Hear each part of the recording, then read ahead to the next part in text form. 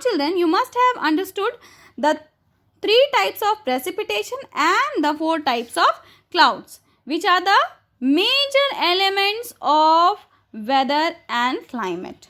Alright, we come to the next major element, that is wind.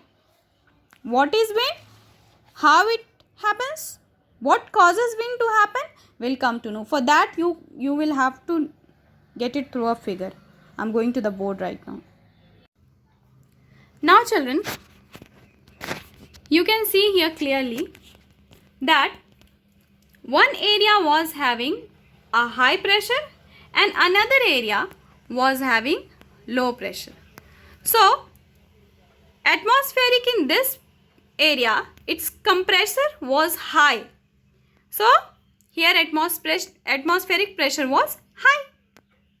So, the air present over here, it will be suppressed, and you have often seen that when you press hardly a balloon, what happened? It gets bursted, isn't it? So, when higher pressure from above gets exerted into this area, then what happens? The air also gets contracted and it immediately shifts towards the low pressure area, because here this area, they are getting area to move. Immediately it moves towards the low pressure. So this horizontal movement of the air from high pressure area to low pressure area is called as wind.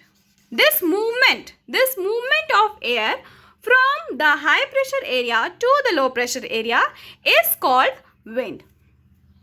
Now, the ratio of this causing or the happening of wind is, it depends on the amount of difference between the location, the distance of the high pressure area and the low pressure area. Alright. So, now to understand the speed of the wind, I have drawn these 2 figures to get it cleared. In the first case, suppose an area is having a high pressure and another area is having low pressure. Alright. But the distance between these 2 areas is 7 kilometer. Then immediately the wind will be shifted horizontally to the low pressure area, but the distance is more. So the speed will be lesser. Next case, again a high pressure area and a low pressure area, but the distance between the 2 places is only 4 kilometers. So the speed will be more than the 7 kilometer, isn't it? The lower the distance, the higher the speed.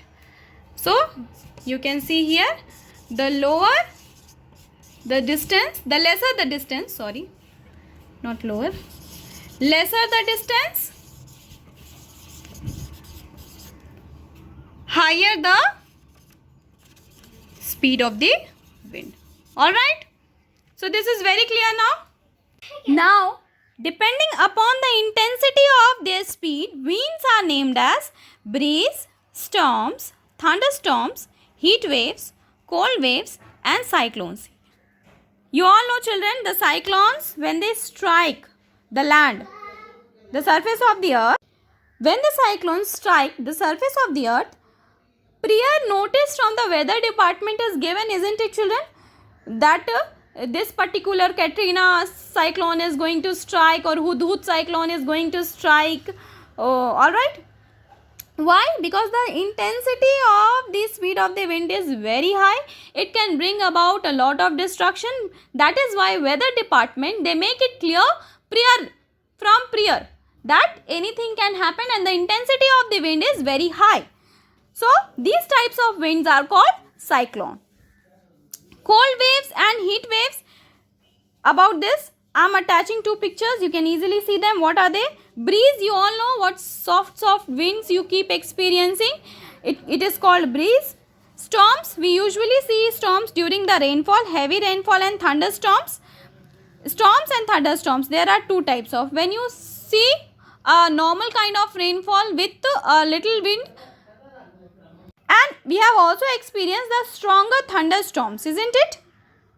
All these pictures I am attaching together, showing the intensity of the wind. From that picture you will clearly understand. Alright. So here we are over with the wind.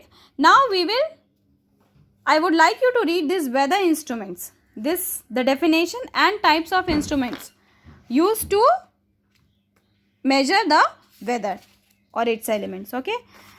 Thermometer, rain gauge, barometer, hygrometer, anemometer and wind vane.